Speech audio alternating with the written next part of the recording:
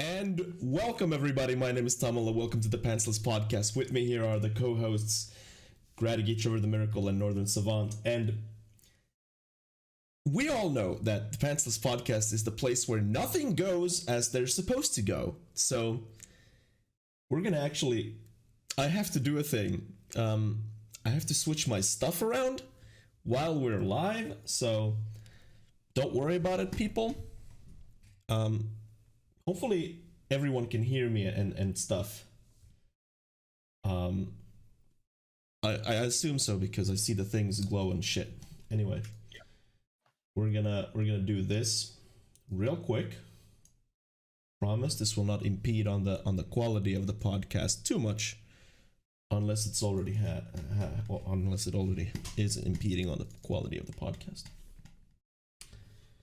What are you talking about? I'm doing things. Don't worry about it. While he's doing things, I'm just gonna go grab my cat because I know people grab your like cat. it. I'm gonna grab my cat. I grabbed mine. We have to keep the masses entertained, Trevor. Look at the cats. Look at this chunky boy. He's so thick. So chunky. He's so chunky. Oh, you little baby. Come here. I don't know why I've ever like. What are you doing? Changing something? Chunky, look at it. There we go. I've done it. All right, we did it. Woo. We I've did done it. We're on Google now. Yeah. Get it. I put the Google thing on so that yeah, we've done it. Everyone, welcome. And we're gonna start off obviously with a very special thing that was the reason for the music that was playing. I'm gonna pull it up here and like that. Whoop. Up. I hate when YouTube just automatically just starts. A very special thing was announced yesterday that is, at least for me, it hits real deep in the nostalgia things. Tony Hawk's Pro Skater 1 and 2 is getting a remaster coming out September 4th this year, and we're gonna watch the trailer. So good. Holy shit.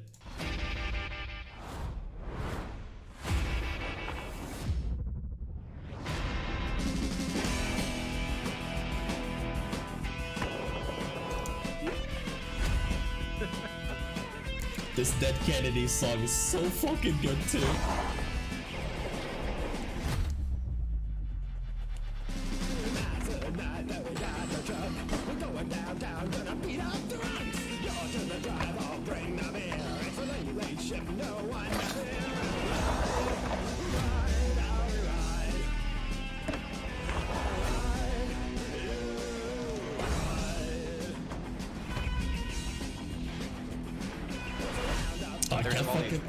What? They're gonna have all these legendary skaters. And yeah, man. Who the hell they are? I remember most of them, dude. We had like debates at school which of these skaters were the best in the world and stuff. Yeah, but yeah, I think that's like 15 years ago or so. Yeah. Nowadays, people are like, who the hell is this guy? Do famous skaters still? Obviously, Tony Hawk still exists, but are they still made? Do skaters still get famous? I don't know, famous, but Yeah, I don't know if they even do like the X Games still or not. I feel like the '90s were a very weird time. Weird time. Yeah. Holy shit, I'm so fucking excited for Tony Hawk. I'm like unreasonably excited for this shit. Yeah, so it is going to be on the Epic Games Store, but it is also going to be out on console, if that is something that interests people. They actually so Jack Black has that Jablinski Games YouTube channel, and he did a promotion for this. It was like filmed months ago, I believe, and pretty much like all of the skaters were like in that video. They all just like gathered. Rodney Mullen, Chad Muska, and Bob Burnquist, and Kareem, I don't remember his last name, and obviously Tony Hawk, and I'm excited. Is it a time exclusive or no? I don't know. Probably. It's going to be published by Activision, and Activision loves money. So I fully assume that they will release it on something else too. I don't think Epic does. I don't think, is any Epic game like a true exclusive there? I mean, probably Fortnite. Well, I mean, yeah, but that's Epic's own game. But wait, it's published by Activision Blizzard, but it's Epic Games exclusive? yeah, I assume Activision still holds the IP or the rights to the IP.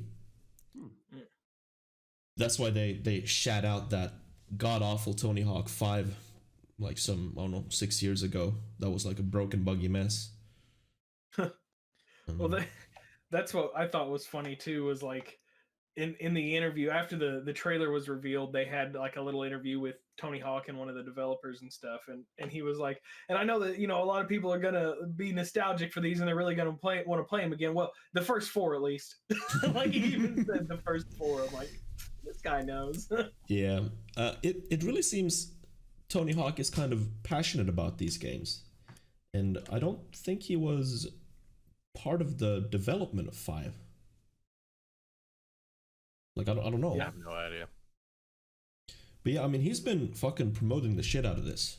He's on YouTube videos, he's playing the game, he's showing off the game. So I mean, he seems like either he's passionate about the project like legit, or he likes money, like one or the other. Like I don't know. Well, if I would be him, I would be concerned how good the game is because it's your name on the line. They did say that they acquired the source code from Neversoft for the movement.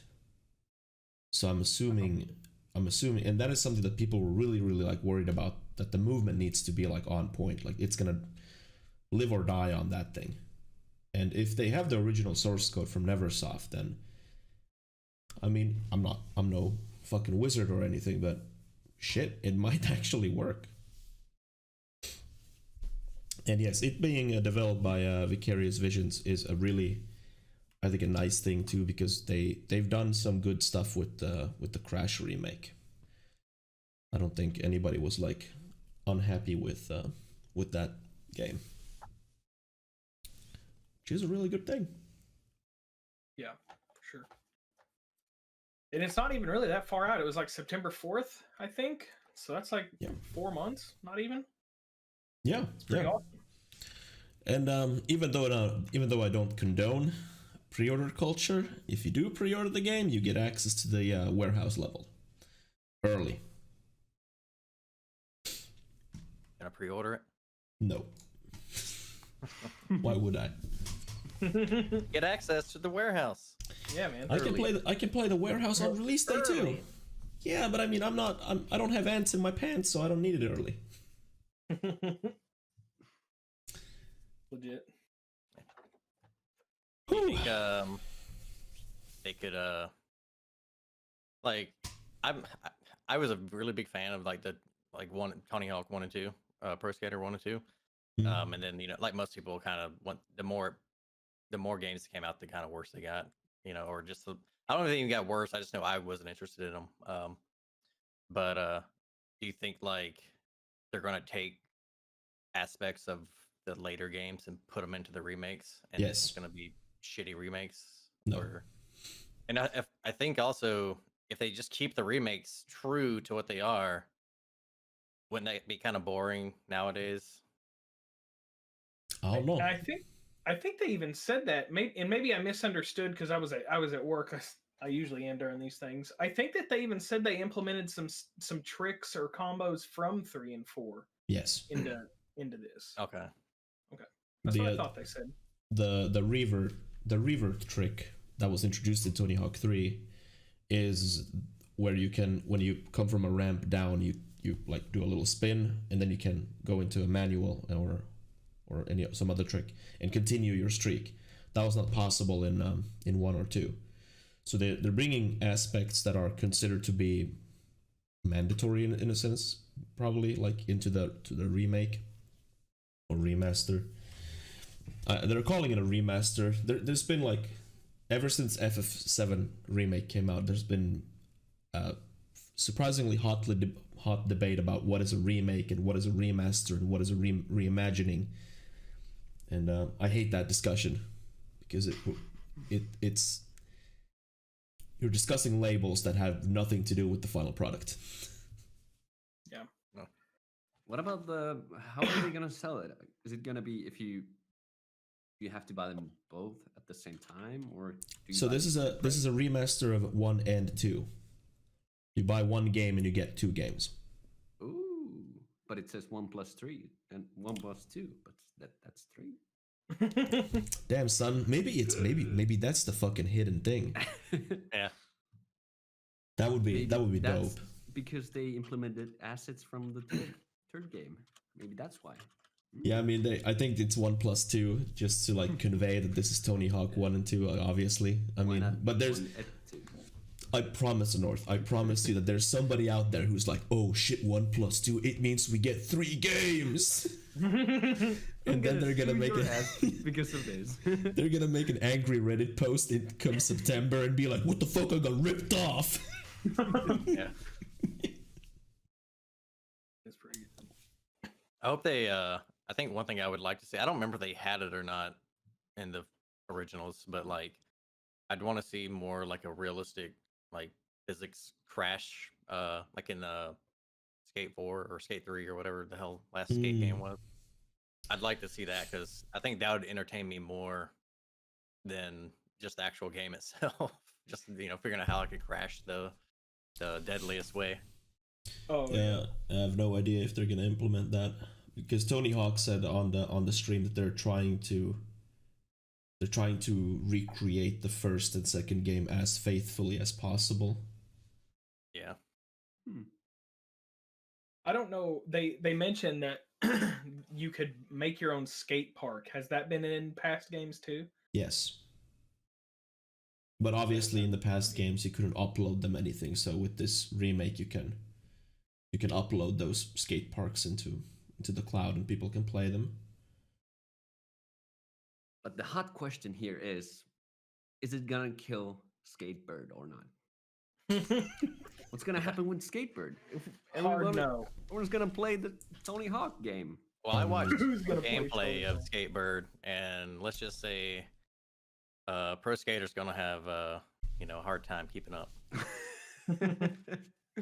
I bet the developer of Skatebird is like cursing herself to her grave or some shit because I mean she was the only one doing a skateboard game and now fucking Tony Hawk comes in and fucking crashes the party with his game.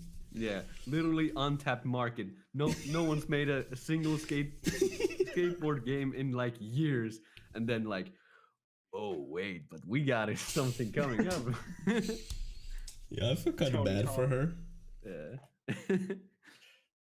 Tony Hawk comes crawling out of the abyss and he's like, "Not today." Shit, I thought you were already dead. What the hell?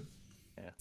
I mean, to be fair though, I think people that know about Skatebird and decide they're gonna buy it, they're gonna buy it anyway. Oh yeah. Oh yeah.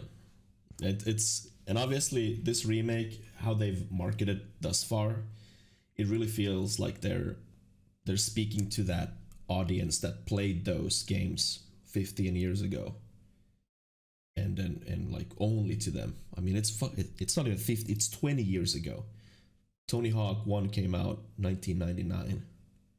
Yeah, but imagine like how would you even market that game to like 12-year-olds? Like, oh, this is not Fortnite, but I bet you're gonna love this.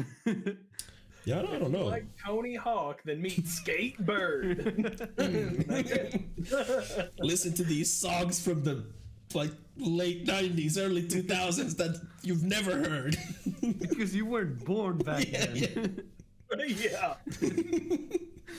Your parents were in high school. Listen to this. Your dad rocked this when he fucked your mom.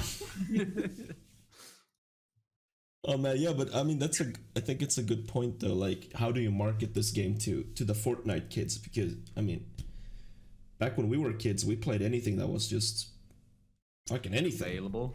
Yeah. And I mean, these days and I in my this it might differ because where you guys live in the States and North and me live in Finland, but games were not marketed here when we were kids, like at all. There weren't any like billboards or very very few commercials. You just knew about games through like friends and stuff, and or magazines. But Yeah, I don't over remember marketing.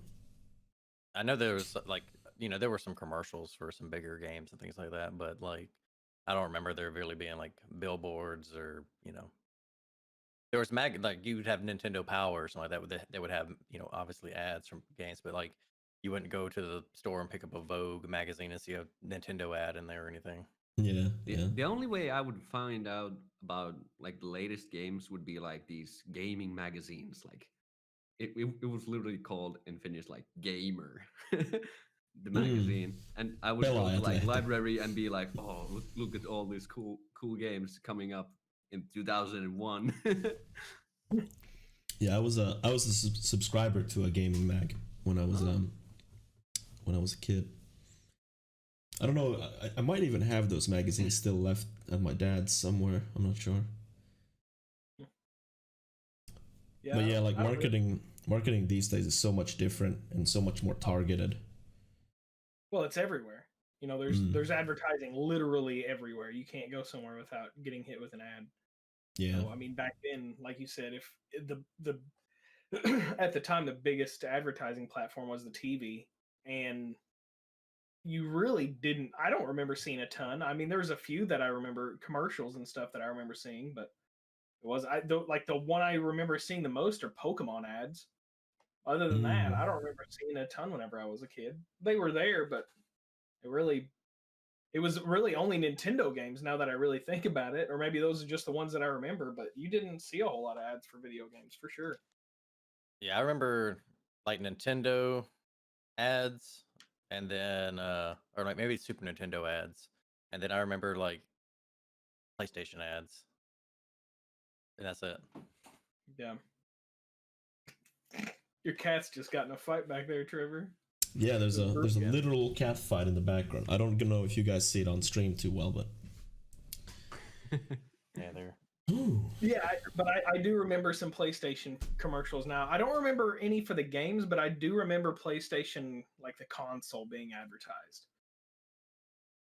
I remember they had some weird ads. I remember. I don't remember. I can't remember like specifically what they would show, but I remember the Chun would pop up, and then something would happen. Like I remember like Twisted Metal ads. Like Twisted Metal, they had some ads.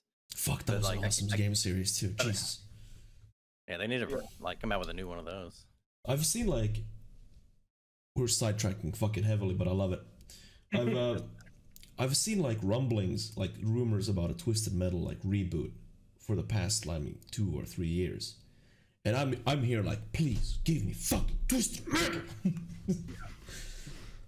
That would be awesome if they like the stuff they could do in Twisted Metal now with modern consoles and stuff would be amazing. Yeah. Like, yeah. I would love to play like a highly destructive racing arena type game where you just blow up like a town while you're at it. If you're just like cruising around some abandoned city and blowing up buildings and cars and stuff, and oh man. Yeah. Like I don't know if Need for Speed Underground 1 remake. Yeah, I mean, we probably all have like a list of games that we played when we were kids that we would want to see like remade or remastered or whatever. And I mean, I believe in nostalgia is like a huge power in people. It moves like everyone. And it's very difficult for me to like, if I think about a game, if I think about like Tombi, for instance, I don't know if it was Tombi here or Tomba here, because Tombi is the same thing. It just has the different name depending on where you live, which was the 2D side scroller kind of adventure game with like RPG mechanics or some shit. I would love a remaster or remake of that, but I have no idea if it'll ever work. and I don't like legitimately remember if it was a good game or not. I just have good memories from it. Pretty sure Tomba's really good. That's the one with the pink-haired caveman that picks up pigs. Yeah. Yeah, that's a fun game. Yeah. For both of them are. I would definitely like to see that remastered. That would be a blast. And I mean, obviously, depending on what company we're talking about, there is like a motivation from developers to remake old games. But I think what they're struggling with mostly probably is, can this sell like 5 million copies or some shit? Yeah. How many copies did Spyro sell? I have no idea. Yeah, which one? I played Spyro. I played the originals, and I bought the reimagining too. There was a real solid chance that was Tomba right there on my shelf. Damn. Because I know it's floating around on there somewhere, but I can't remember where. When's the Tomba stream? Dude, I'll play Tomba on stream. I don't care. I love that game. It's a fun game. All right, let's move on. 20 minutes has gone by and we're on the clock. Let's actually do that. Selling over 1 million in 2 days. Well, I guess they hit their mark then. Yeah, that's pretty good. I don't know what is hitting the mark anymore with publishers, because I mean, sometimes I hear like, oh, we sold 2 million copies, it was a success, and then we have fucking Square Enix with like the Tomb Raider reboot series, and it sold 4 million copies, and they were disappointed at the sales. So I'm like, how many fucking copies do you want to sell? What is like acceptable? Yeah. Yeah, but the thing is, like, everyone knows Tomb Raider, but not everyone wants to play them. Like, I know it, but I would probably never want to play those games. And again, who are you marketing that game to? Tomb Raider was somewhere in the 90s. Are those people who played Tomb Raider in the 90s, are they gonna play games in like 2015? It's the same dudes who have like wives and kids and families and fucking mortgage to pay and probably 3 jobs because the economy is shit. I mean, I'm not saying, I mean, we're 30 over here too, and we still play games. Yeah, slow down there. Yeah. We're talking about us now. Yeah. I'm sorry. Anyway, let's move on. Xbox had a little pseudo conference thing. And Joe, tell me, oh shit, what you thought about the Inside Xbox showcase. It was pretty disappointing. The best part was in the very beginning when the guy comes on screen and he put a picture of an Xbox over his fridge in the background, because it just looked like a giant Xbox where his fridge was. That got a good chuckle out of me. Yeah, that was honestly the best part. Yeah, it really was. There was a few titles announced, but none of them were crazy, and we didn't see any gameplay. We just saw like a few cinematic trailers. They mostly focused on Assassin's Creed, and then it was over. I have to preface that in the beginning of the stream they said that they are going to show gameplay trailers, and every trailer, according to the announcer or the presenter, is going to be gameplay. I believe he said that every trailer, or at least he insinuated that, if not all, then most. And here's the real deal. I think we saw one gameplay trailer that was very highly scripted. Yeah, for sure. But honestly, like at the end, they showed the world premiere of the Assassin's Creed gameplay, of Assassin's Creed Valhalla gameplay. And honestly, I don't even want to show the fucking video. Should I show the video? Should we show the greatest gameplay trailer ever made by man? Show it. Go for it. Oh fucking. Because it's not a bad trailer. It's just. Let's be real here. I mean, it's not a terrible trailer. It's definitely not a terrible trailer, but Ubisoft is in the making of trailers, not games anymore. Well, okay, settle down there. Yeah, that's still Blizzard's domain there. Well, yeah. The whole presentation wasn't bad. It was just a letdown. That's all. Like they did show several brand new titles that we know nothing about, and that was nice.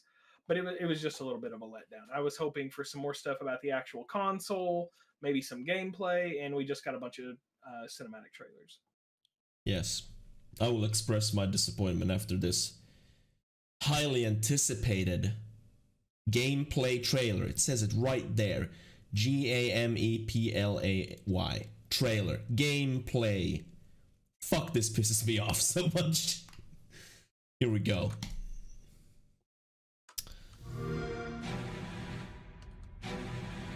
And honestly, it doesn't look bad.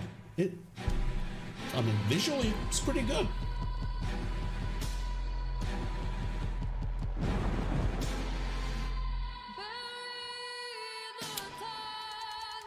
Look at all the gameplay, by the way. Yeah, that's where they got you. The joke's on you. They're just tricking you to make you think it's cinematic, but it actually is gameplay. That could be gameplay. That boat. Right there. Yeah. I think that boat was briefly gameplay, but we're back. Who the fuck knows, dude? I mean, probably. That's how they got you. It was semantic. There was 3 seconds of gameplay. You saw it. That's probably gameplay. I mean, I'm obviously ahead of you guys.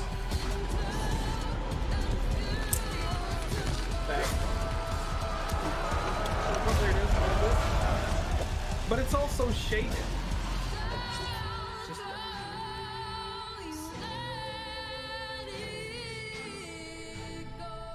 Assassin's Creed Valhalla, available holiday 2020.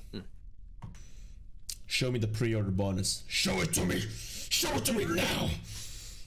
Oh, really? This is probably the trailer where they don't show it. I don't know about you guys, but I'm sold. I'm ready to pre-order this game 3 times. I want the standard edition, the gold edition, and then the deluxe, and then the ultimate. And after that, I'll buy the soundtrack and platinum edition. Yes, and the figurines, all of them. I don't know how many Lucky there for are. you, if you buy all of them, you get the soundtrack for free. Oh, really?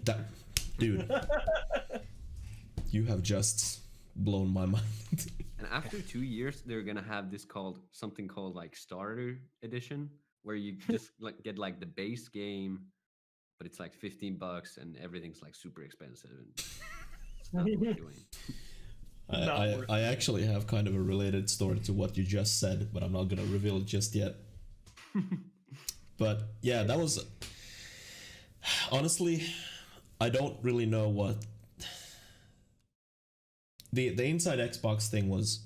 A disappointment mainly because of 2 things. They lied about what they're gonna show because they said gameplay and we saw hardly no gameplay. I'm not just talking about the Assassin's Creed trailer, I'm talking about every trailer. And they really did not like manage our expectations. See, this is Xbox's first time when they're showing anything related to their new console, aside from like announcing the console itself.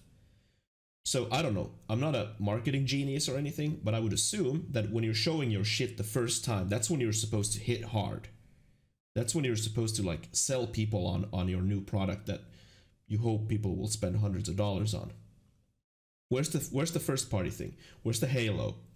Where's the next AAA games aside from fucking Assassin's Creed?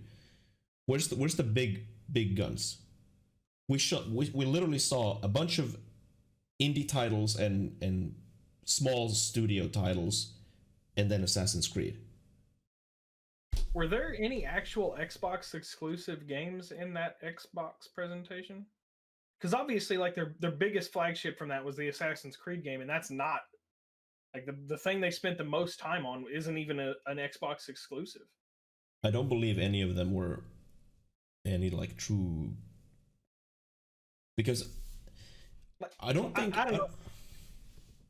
I don't At think this Xbox. point, if it can be played on Xbox and PC, just because it's almost everything they release can be. Yeah. As long as it's not played on PS4, basically, is what I'm trying to ask, I guess.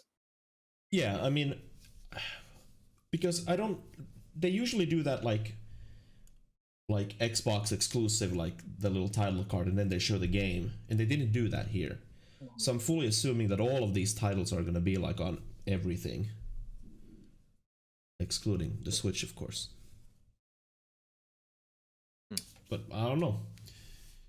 Xbox. Listen here. Hire me as your PR overlord. I will get you through this shit. Don't worry about it. I have some ideas. First, stop lying. And secondly, tell people the truth and be transparent about it. It's real simple steps. God damn. PR Overlord would be the title I would demand, for sure. Yeah. I mean, why don't we have more cool titles in like job titles over? Like, who wants to be like I don't know, like just marketing director? I want to be like top bitch lord or some shit. Like, damn. Yeah. There's definitely not enough cool titles, for sure. All in all, the Xbox thing kicked off Jeff Keighley's Summerfest game thing. And I'm actually going to link this in chat for everyone. Because even though JP shat on this thing, he's wrong objectively, and I'm going to tell you guys why. So Jeff Keighley announced this Summer Game Fest thing. What it is essentially just a site that collects all of these different like dates when publishers and developers are going to do announcements. I love this stuff. It means that I have one place that I go to when I look through and decide like when I need to be awake for different things. And you can like add it to your calendar. It offers 3 different calendar options: Apple, Google, and Outlook. Yeah, JP from the Dropped Frames podcast just, I mean, when this was announced, he like shat on it. Like, this is useless and nobody's gonna use this. I was like listening there and I went, what the fuck are you talking about? Do you want to follow like hundreds of different developers everywhere on social media? Isn't it fucking convenient that this is on one place? And because JP is a bit of a simpleton dude in my mind, in that same podcast, it took him about 2 hours to come around and be like, this is actually pretty cool. Damn straight, motherfucker. Tomorrow is the Ghost of Tsushima thing for the PS4. I've actually been looking forward to that since it was originally announced, so I'll definitely be getting it. And I wouldn't have known without this Summer Game Fest. Yeah, man. Yeah. I would have probably linked it to you. That's fair. I did tell Joe in his own stream that I felt bad about the Xbox thing, because not only did I link it to, I DM'd it to Joe like in our DMs, and then I linked it on my Discord for like other people. And I know Kayoshe from my Discord, he watched that because he commented on it as it was going, and obviously Joe watched it because we were talking. And I felt bad afterwards because I hyped up this thing because it was marketed to me as something else what it wasn't. And I felt responsible for delivering a bad time for people. Yeah, that fake tweet really got to me. I was like super excited. Oh, all these cool titles, and then it's like not a single one appeared in there. And I'm like, that fake tweet. If that fake tweet would have been a real thing, it would have been the greatest live stream ever conceived by man. Yeah, TennoCon is the Warframe convention. They've done, I don't know which year this is, but they've done multiple of those. It's usually like the one-time year when they announce like big stuff for Warframe. I got that. Fans of the game are really looking forward to TennoCon every year. The rumors had that there was gonna be Anthem Redux, Cyberpunk 2077, Dying Light 2, Diablo 4, Dead Island 2, and like all of these good games, like, and then you get none of it, and you get like so disappointed and frustrated. I'm glad I didn't watch it. Well, it sounded too good to be true, and this time it definitely was. Yeah, Gary Potter. Yeah, the Gary Potter thing on the list really like it was a giveaway. Gary Potter. The fucking the tweet that went viral with that list, it had like a bunch of Gary Busey like gifs in the comments. Oh man, Gary Busey's such a weird dude too. But yeah, Inside Xbox, totally a flop based on bad marketing and bad PR and lies. I'm sorry, Xbox. I really like you, Xbox, but I think you're doing good things, but sometimes even you fuck up real bad. But apparently they're gonna have controller. What controller? Like the Xbox controller sucks. What? I don't know what kind of meth you're smoking, dude. What? You mean this one? This here? This right here? I don't even own an You're Xbox. talking about the original Xbox controller. Yeah, I don't know which one are you talking about? Yeah. Well, on that one, also the joystick, one being like over here and the other one being like over here. Oh, they're not over here. They're fucking over here, dude. Yeah, like this. Yeah, this is weird. the perfect setup. It fits everyone's You are smoking crystal meth, and I will call the I popo need my on you. joysticks to be right beside each other. Yeah, I'll take the PS4 controller over the Xbox, honestly. Look, I don't know on what hill I'm willing to die, but this one is good too. Look at me. Here I am. I'm stroking two dicks at the same time. Look. They can even make some love. They're that good. Look how much bigger that one is compared to the other one. I mean, they still fit my.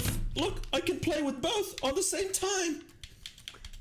I've heard the Xbox controller, even though it's bigger, it's very good on like small hands. I have small hands, and I have no complaints. Tiny. I have super small hands, too, and I had no problems. Jesus. I don't know. Yeah, I mean, I've never really actually thought about which one I prefer. Yeah, I honestly I like both of them. I play more with the Xbox one, so I think I would prefer that more. But that's just because I play PC more than I play with my PlayStation. Actually, buy an Xbox controller for Xbox Beta. Nice. Oh, for Game Pass? Yeah, a lot of the games aren't working with my PS4 for some reason. Even with the what's the PS? Do you have the PS like the program? There's a controller program that you can. I don't know. Yeah, I know what you're talking about, Tom. I used it for a while too. It basically it installs a driver for your PS4 or for the controller, and basically emulates an Xbox controller. Is what it more or less does. Well, most of the games when I am playing on my PS4, it'll say like it has the mapping on it'll say press button A or whatever the hell's on the Xbox, but I actually have to press button X on the PS4. Yeah, but some games just don't respond at all to it. It's just like, oh, there's nothing plugged in. Oh, okay. I know a lot of people use the DS4. Yeah, DS4. Especially runners who prefer the PlayStation controller, but they run on PC. They use DS4 a lot. Even Sully. Even though Sully doesn't really run games anymore. Yeah, Sully. Yes, Sully. The fuck. Would you guys like to hear something about a video game too? I love video games. I have played a video game. You played a video game? I have. That is unheard of. Legend tells me that I've played a video game. I played a video game that's available on Xbox Game Pass. Check it out. Not a single podcast without everybody going like, "Oh, Xbox Game Pass is so good, please." Listen here, you little punk. It is so good. It's too good to be true, and people still don't fucking use it. Yeah. I barely use it. on myself, even though I have it. I kind of forget that I have it. Wow. Such shade being thrown right now. I recommend it, but like I just, you know, I always just go to Steam automatically, and then I forget I even have Xbox. I'll buy a Game Pass sub when you finally get Soldier Boy as a guest. Listen here, chat. I got Mr. Boy's number. I will be calling. And I mean, that would be too wild. Yeah. But I played Gears Tactics. So I can only assume that about 3 or 4 or 5 years ago in a meeting room, somebody went, what if we took the gameplay of XCOM and fused it together with the lore of Gears of War? And then we're in the present and Gears Tactics is out. And it's very much a success. I've not completed the game, but it's a good game. I honestly think that it's a very, very worthy tactics game. We don't have too many of those in my mind, especially on this caliber, like this big budget kind of deal. And Splash Damage, who's the developer, I think they've done a very, very good job with the actual game.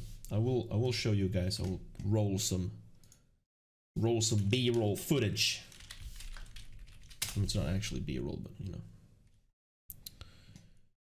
Oh my god, Twitch has also changed, and it's not bad actually. Nice. Put that there and do that. It doesn't really matter what footage I show here because a mission takes a long ass time. And this works pretty much like XCOM works. You have a set of turns. And when you're done, then the enemy moves. And you go back and forth until either one dies. It changes a little bit. It changes the XCOM formula where you get more moves. Which in turn, I feel like they added an extra move by default. So you have 3 moves every turn. Or action. I mean, they're actions. They're not really like moves. And even that extra move really like... It opens up the game way more than I thought it would. And it enables like the game to throw more shit at you too. The most OP way to play this game is to overwatch everything. Because enemies will run at you and they will die. The game likes to especially throw these small dudes. The small fry at you and in buckets, and you just mow them down. It feels very much Gears. The game, like, it looks like Gears, it sounds like Gears, and it feels like Gears, which is we're very happy about. How much time have you put into it so far? I've put maybe like 6 or 7 hours. Maybe Can 8. someone take like Warhammer lore and make this, please? I saw somebody else say that same thing in my chat. Really? Yeah. I want it. Yeah, I feel like that is something that... Because you could people easily would have like multiple factions. Yeah, that's the true. lore is huge already, so why not? This Now, game they have also... made- You go ahead. I was going to say they have made an RTS where they had like a bunch of the different factions, and it actually ended up having like 3 or 4 expansions, but it's pretty old by now. But if that's unless you're wanting to play like specifically a tactics game, you can't actually do like an army builder in an RTS for Warhammer. It's a pretty good game too. Another thing that this game does, it has more I don't want to say a more involved story compared to XCOM, but it definitely has more of this. Almost every mission is more story based. Your characters are like real characters and they can't die. If they die, the mission ends. Whereas in XCOM, everyone's essentially a nameless soldier. that you name and kit out yourself. These are pre-made, most of them, and you get to recruit people that are random, but we have every mission requires at least, oh no, that's not true, every main mission requires like the story people, and some of the side quests don't. It does this interesting thing too, where depending on what mission you're doing, it sets these mission parameters. You can take like, I did one mission where I could take only one dude with me. And it was stressful as fuck because, I mean, one dude doesn't really do anything. So I took what's called like a ranger. It's like a scout ranger, whatever. And he has like a cloak ability. So I fucking cloaked myself and run around the map like a madman and tried to save the other gears that were held prisoner. It was a hard fucking mission too. I love the kill animations in this, by the way. That's awesome. Yeah, you get like, if you do a melee kill, you get an extra action for it. Like if you melee somebody, everyone gets an extra action. Yeah, everyone. There's some melee things that work a little bit differently. So it really emphasizes on this, like it throws a lot of enemies at you, but it gives you the tools to actually dispatch of them. And it might seem like overwhelming, like when there's 15 fucking dudes like running at you, and you have like 3 of your own dudes. You set up an Overwatch and use all the action points on the Overwatch, and those 15 dudes, they get mowed the fuck down. I really think this is like an excellent quality product that nobody really asked for, but it ends up working really, really well. I'll definitely give it a shot. It seems pretty interesting. Yeah, there has been like multiple XCOM OP copies, I guess, because there's like I don't know what the Mario version is called. Oh, Rabbids. Rabbids Kingdom or something like that. Rabbids. Yeah, Rabbids. Yeah. And there's like some others that I just can't name right now, but like I like it. This concept is cool, so why not have it? I see you have like 3 guys on Overwatch in that same location. The dude behind the barricade is like, if I move, I'm a fucking dead man. Yeah, I mean, he ain't getting nowhere. And I mean, I have found that overwatching in this game is definitely the way to go. Enemies will charge at you. Because I tried to play this as XCOM, the first mission, and you get fucking killed if you do that. Like if you really go on the offensive, that's when, because as soon as somebody is a little bit out of line, like away from your own troops, one shotgun blast to your face and you're dead. Like you can survive enemy hits, of course, but some enemies are superior to other enemies and they will one-shot you if they get too close. So you have to play this game more cautiously than XCOM? Like you have to be more careful in this than you do in XCOM? I'd say, I don't think it's fair to say that you have to be more careful. It's just another type of careful. Okay. So is the gameplay in XCOM like really aggressive? More so, yeah, because especially in XCOM 2 when you have timers on the mission, so you have to be aggressive. XCOM 1 didn't have timers, and the timers really pissed off people in XCOM 2, but I ended up not hating them. But yeah, this is, and also like enemies have different HP pools, and the guns, they do very different damage, and some guns are better than other guns, and sometimes the Overwatch will fuck you if the wrong enemy moves, and yeah. I'm really happy that they do certain things differently from XCOM. It's very apparent that they took a lot of influence from XCOM, but they went out and did their own thing, and it actually works. But yeah, it is nothing is as satisfying as running up to a grub and chainsawing them from behind. You know, that blood and gore. I definitely recommend this. It probably is. It feels like a long game because the missions take a long time. But I think I looked up on how long to beat. It was something like 30 hours. It also, wait, is this not the mission? Wait. And it also comes with the huge price tag. $70 on Steam. Woo! $0 Holy on Game crap. Pass.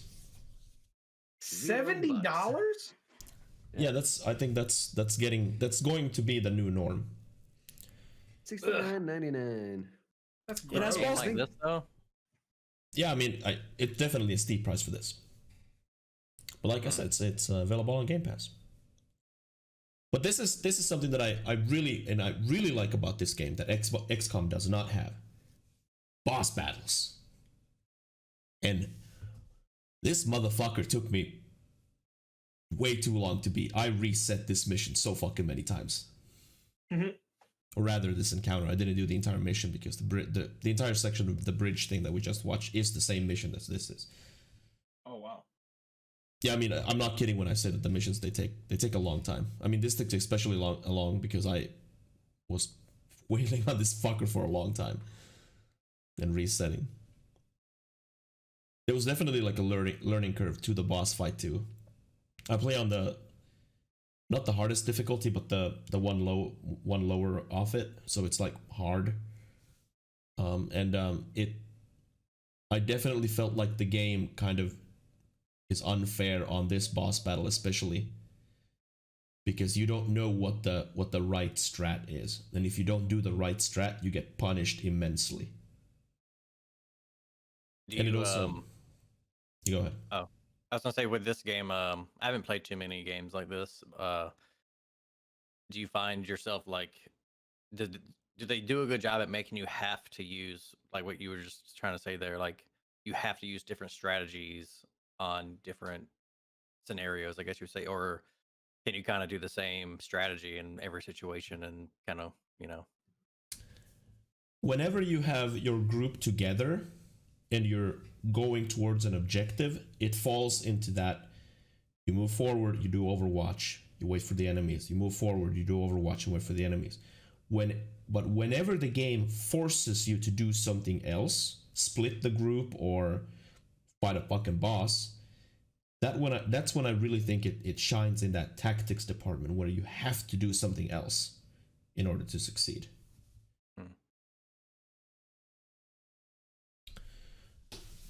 But yeah, I think on some levels, I think this game is better than XCOM, and in some aspects, XCOM is better. But I mean, XCOM is the kind of reigning champion, I feel, in tactics games anyway.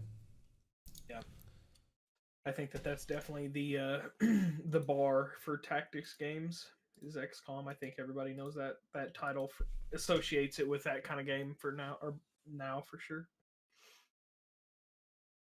I do agree. So you guys want to hear something ridiculous? Oh yes. So I don't know if any one of you remembers or has ever heard, but there was a game a couple of years back that is called the Culling. Does that ring any bells? I feel like I've heard of bells, but The Culling is often credited as the first Battle Royale game. I'm not sure if it is. It's either H1Z1 or the Culling. And I'm not super sure which one is first, because H1Z1 was not a BR game first when it came out, so I don't fucking know when they switched around it. It doesn't really matter. The Culling is mostly known for its more game show aspect of the BR elements, and it took more influence from movies like Battle Royale and the Hunger Games than any other BR game has done. And it was moderately successful, not too much. Then the devs decided it's a good thing to do Culling 2, when Culling 1 was not even finished yet. And Culling 2 is probably the worst performing game on Steam ever. In record time, it went from double-digit overall players to single-digit players in the entire world. And it was very quickly removed after that. Wow. And devs issued refunds to everybody. Now, the culling is back. The Culling Origins, which is a new take on the original game, and it has come under fire because you buy the game and then you get to play one free game per day. If you win, you get a token, and then you get to play again. If you don't win, you buy tokens to play the game.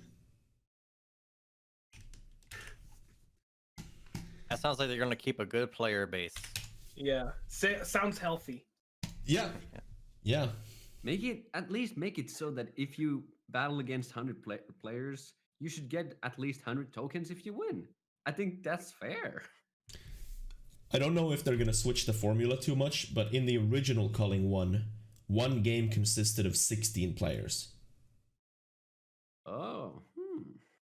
It is, as a battle royale game, it's very different from what the meta is right now. It was way more focused on melee combat and like crafting and stuff. The devs fucked the first game completely though.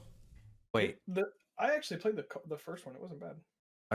Are you telling me that I can get really, really, really good at this game, farm my tokens, and then sell them for real money? I don't think you can sell them. Oh, Dang. fuck. You can sell your account. Yeah, I can sell my account. I mean, that's against Steam TOS, but fuck it. Do it anyway. Yeah. Here's my Culling account with 5,000 tokens. Yeah, I just have to dedicate 1,000 man hours into this game. Get really, really good at it. But wait, it doesn't matter. Like, because if you win, you get one token, and you use that one token to win, to play again. Oh, yeah. But you can buy tokens. You can only ever win one token at a time. Yeah, so you can. Yeah, that seems kind of dumb to only win one token. Yeah, no shit. You can. Sounds bad. You can buy packs of tokens. So 3 tokens is $1. 10 tokens is $3, and 20 tokens is $5. But of course, because fuck you, that's why. There's an online pass too, which provides unlimited play for 7 days for $2 or 30 days for $6. Like do at least like a battle pass system where if you pay like $10, you can play for 3 months. No, don't do that. Don't give those shitty developers any fucking ideas. But that's still better than whatever that. Just because it's a polished turd doesn't make it a good turd. Well, you have MMOs. People pay for that monthly. You pay for Xbox Game Pass. I think it's a little bit different. Though. They should just make the game free and then just make you pay $7 a month to play it, and that'd be way better. Yeah. Or you can spend your $7 per month to get Xbox Game Pass. I don't know how much it is, but it's less. That's what it is. It's fucking less. You can play hundreds of games with less than $7. Wow. This doesn't even make sense. You can either play 20 games for $5 or play an unlimited number of games for a month for $6. What? That's what you said, right? It was $5 for 20 coins and then $6 for a month of unlimited play? Yeah, $6 for 30 days. For $1 extra, you get to play as much as you want in a month. They're basically forcing you, like soft forcing you to buy the Game Pass. Yeah, the online pass that they provide. Yeah. Either way, I mean, it's baffling because they don't have the player base, they don't have a good track record, and this is definitely not gonna fucking fly. Who the fuck goes for this? Imagine if you buy PUBG and you have to pay blue balls to play PUBG rounds. We're talking about rounds. Yeah, you can play fucking World of Warcraft and you pay the subscription, but the content in World of Warcraft is a tad bit higher than a game of fucking Battle Royale in the Culling. And then you end up being matched against 15 cheaters, and you're gonna get your ass handed to you. How long do we know, like in the original game, like how long does a match last too? So I actually watched like a lot of Culling when it just released on a channel, but I'd say 20-30 minutes tops. Do you feel the same, Joe? I think so. Yeah, because there's a lot of stuff running around in that can affect the length of the game. But I'd say that's probably pretty fair. And that's if you win. Yeah, you can drop and die immediately if the other guy's just better than you. Yeah, which is why I'm really pissed off about this, because you're essentially betting your own skills against the I don't know what against actually. But it's so different from a subscription model, I feel. Like, let's assume that someone wants to play this and not spend money to continue playing it. If I spend, and let's say that I suck, because I do suck at FPS games. So I'm going to go play this game. I just spent $6 on it. I go into a game, I'm immediately killed. I get 5 minutes of playtime in this game. Now I have to wait 24 hours. Tomorrow, I'm like, okay, I'm going to do better today. I get in there, 5 minutes later, I'm killed. How am I supposed to get better and continue playing this game if I can only play it for 5 minutes at a time because I suck? Let me introduce you to the online pass for $6. Fuck. Blows me away. It's so shit. They're gonna implement it that you have to watch like an ad before you play or some stupid shit like that. That would North, take that. Shut the fuck up, North. You're giving the worst fucking advice to the worst fucking people right now. I bet there's some fucking EA executive watching this shit about, fuck me, yeah. Let's put more ads in the video games. Your game experience sponsored by Coca-Cola. Fuck.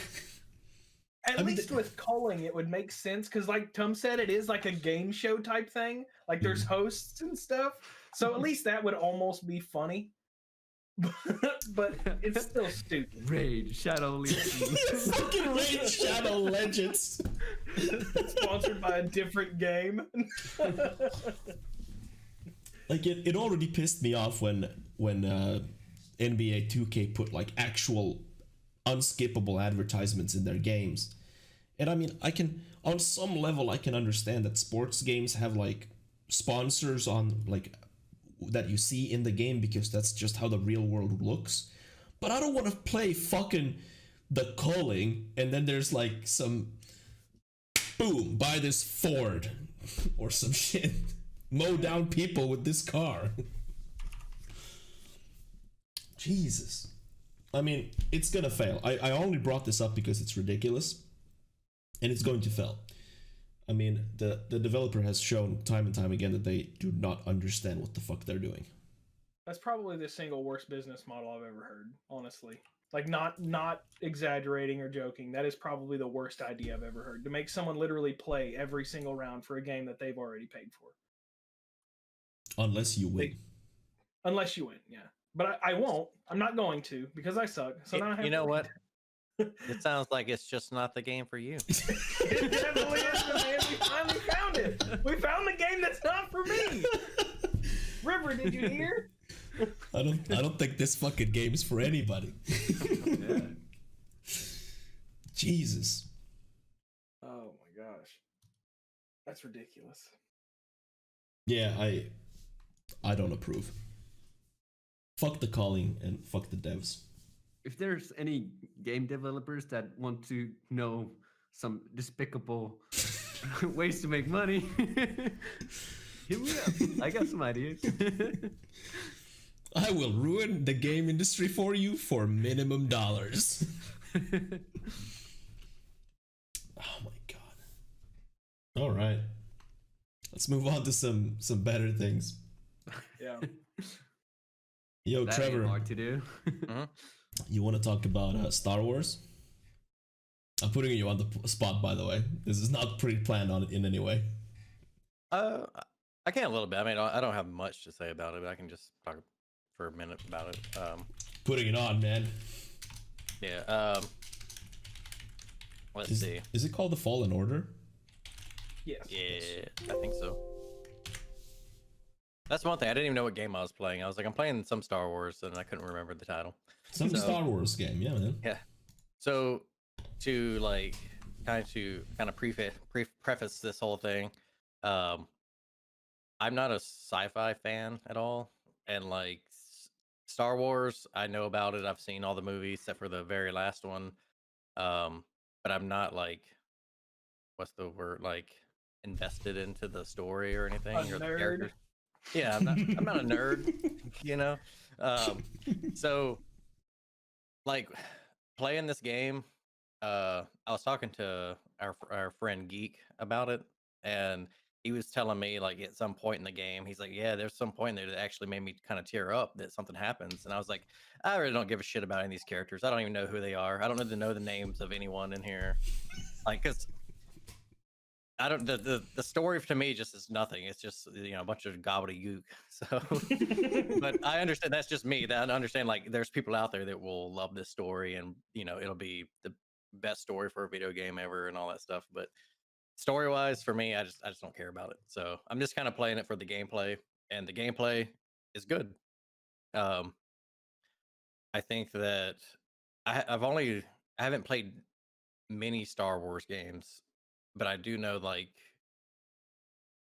you feel like you're holding a lightsaber, like you're reflecting the lasers back and shit like that. So it's, I don't know, it feels really good. You feel kind of like a Jedi. The only thing that I don't like with the gameplay is I feel like, and this may change later in the game if your character like evolves or some shit, but I feel like for a Jedi, your character's really heavy feeling.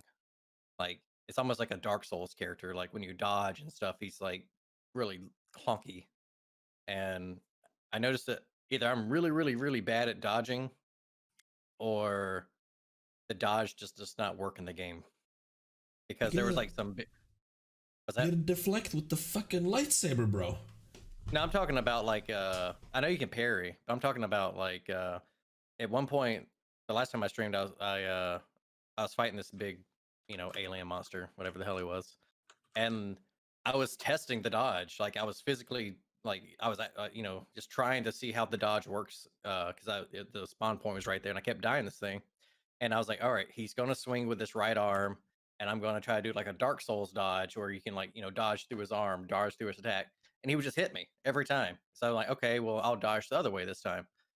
Dodge the other way. He hits me. I'm like, okay, well, I'll dodge backwards. Dodge backwards. Well, his reach is so long, he hits me. It was like there was nothing I could do to evade the attack, and it just seemed like it was broken. Have you considered getting good? Yeah. I'm not that good at the game. But I don't know. Like I feel I have to see, like, watch some other gameplay and see if I'm just really, really bad at it. But like I said, I was sitting there like literally trying to just see how the dodge works, and I could not get it to work at all. So either the dodge was just broken, or you know, I'm just really bad. One of the two. Probably the latter. But yeah, I don't know. Graphics wise, beautiful game. Everything looks, I mean, I can't complain about that at all. I know I like complaining about games a lot, but can't complain about that. Graphics look good. Like I said, story, I'm just kind of whatever, but that's about all I gotta say about it. I'm still probably not even a quarter to the way through the game, so. Have you played the Titanfall games? No. Never mind then. I do not. Good talk. Was the game supposed to have like some sort of sliding mechanic? I remember seeing something like that. Like similar to Apex. Oh, what now? Like a sliding mechanic, like Apex Legends has. I don't know if the slide is unlocked or not. I don't know if it's used or in the game outside of forced situations. My character does not have a slide at all right now. Can you wall run? Yes. It feels like an actual human being trying to wall run in the game. like, instead of like a Jedi. That's the thing I was telling you about. Like your character feels heavy. Like there's actual what I would consider for video games small jumps, and if you jump just a hair too early, your character's not making it over to the ledge. Like Damn, dog. your character in the game can barely fucking jump, and so it feels like it's just a normal human instead of like a Jedi that should be very agile and stuff like that. As of right now, like I said, definitely I've not played the game, but what I've seen, it looks like he is heavy. Like it looks like when the character moves that it has weight behind it. And yeah, I don't know if that's a good or bad thing because I haven't played it. Overall, the reception of the game has been pretty positive from a lot of fans. Yeah, I mean, overall, I give it a positive. EA has also announced that Fallen Order is going to be a franchise. Remember, folks, this is the same company that said single-player games are, one, dead, and they've sacked Visceral Games for making a single-player Star Wars game. Yep. It's funny how the world works. Good old EA. Being EA. Yeah, fucking EA, man. But yeah, if you still recommend Star Wars: The Fallen Order? Yeah. I mean, especially if you are into that genre of storytelling and everything. Like, I'm sure it's an amazing game, but I like it, and I'm not even. Like I said, I'm not even invested in the story, really. You're not even a nerd. I am not even a nerd, and I like it. Right. Maybe go play it, people. I don't know. I don't buy EA games, so. Yeah, if you're a nerd, go play it. Yeah. I'm not a nerd. And we know you guys all are nerds, so I expect to hear about it next stream. Fucking nerds. So I got another thing that was shown today, which was pretty cool actually.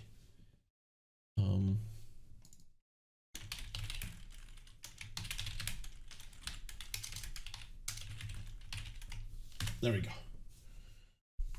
At some point in my life, I learned to type and talk at the same time. This is not that day. Part of the summer Game Fest thing, Jeff Keighley was talking today to Todd Sweeney, the CEO of Epic Games, and some other hobos. I don't know who they were. But they unveiled, I guess, or showed at least, Unreal Engine 5 in a tech demo. And it looked real pretty. And I'm going to show you that now. Go here, do that, do that, and that. Wait, did I mute the site? Yeah. We're not gonna listen to these broskies. We're just gonna watch. Epic Games sends fear down people's spines. I'm gonna skip over these bros talking. Now, obviously, because this is... Oh, they actually uploaded 4K. I don't know if it'll run 4K for me, but... I mean, the stream's not 4K, so you won't see 4K. But they showed this. They talked about some new technologies. It's all a bunch of tech mumbo-jumbo that I don't understand what's going on. I only know it looks pretty. Basically, they said there's a lot of polygons. Yes, that's the takeaway. There's a shitload of polygons, in the billions of polygons. Yeah. Down to where they said there's like every single pixel is its own polygon. Yeah. Holy crap. This is what they're showing. It looks like it's static, but they're actually like individual. They call them triangles for some reason. I don't know what the difference is.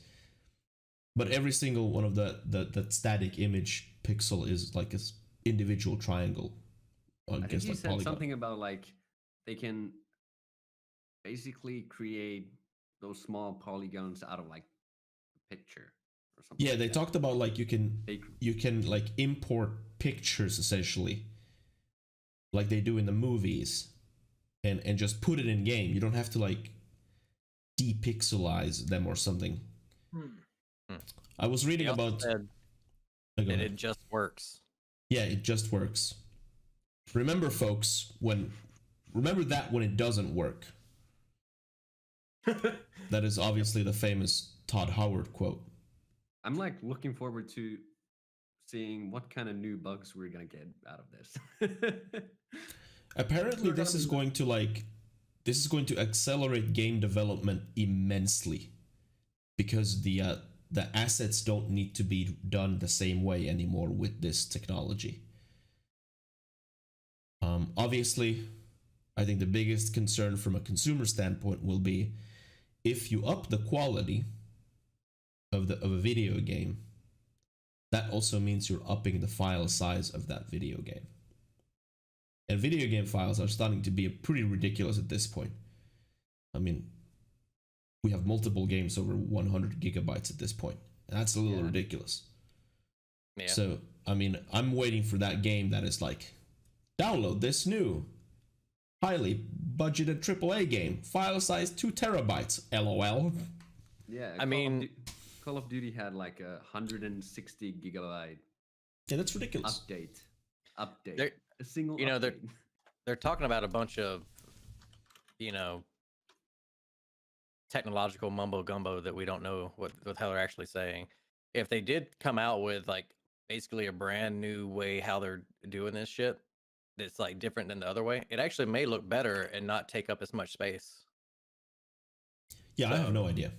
Yeah, I mean, it is possible that if they found like a new way to compress these files and things like that, basically the compression and uncompression, if it could figure out some way to do that, like while you're playing it, I mean, it could possibly not increase the size that much. I don't know. Yeah, I have no idea. But if they could figure out, like I said, some way to actually compress and decompress files and things like as you're playing it, basically doing that as you progress through the game, that'd be sick. This part where she touches the door with her hand, they explain that is done because of the AI. Essentially, the polygons of the woman's hand knows that there's an object in front of them, so she touches that. And I noticed when they mentioned it in this, I think we might have already passed it, but they were talking about also her little scarf. When she was climbing and stuff, you can see it like it's like fluid flowing, and like when it goes around her ass, like it actually like curves around her ass and comes back around, and like it'll go around her shoulder, and it conforms to her body very realistically. This is the best part, by the way, the statue. Yeah, they talked about how many billions of triangles this statue has, which I mean means nothing to me. I mean you can say it has trillions and it means as much, and then they walk through this thing here, and then you have hundreds of these statues, and they all have billions of polygons or triangles. Like, is this too far? Like, there has to be some sort of like limit where it's not like, do we need this much detail on a single object that gonna have multiple in there? Like, no one's gonna look at that shit. The phrase is diminishing returns. Yeah. Basically, the better graphics get, the harder it's going to be to get those graphics. Like, because like Tom was saying, like a billion polygons doesn't mean anything to us. If we were looking at 1 billion polygons and 10 billion polygons, we're not going to know the difference. We're not going to be able to actually make that difference. We just know one is more. So that's what those diminishing returns are, is that you're only going to be able to recognize so much before it just doesn't matter anymore. Because 1 billion polygons looks identical to 2 billion polygons to the human eye. But it looks pretty. Yeah, but it looks sick as hell. And I mean I want to preface this. This is running on a PS5.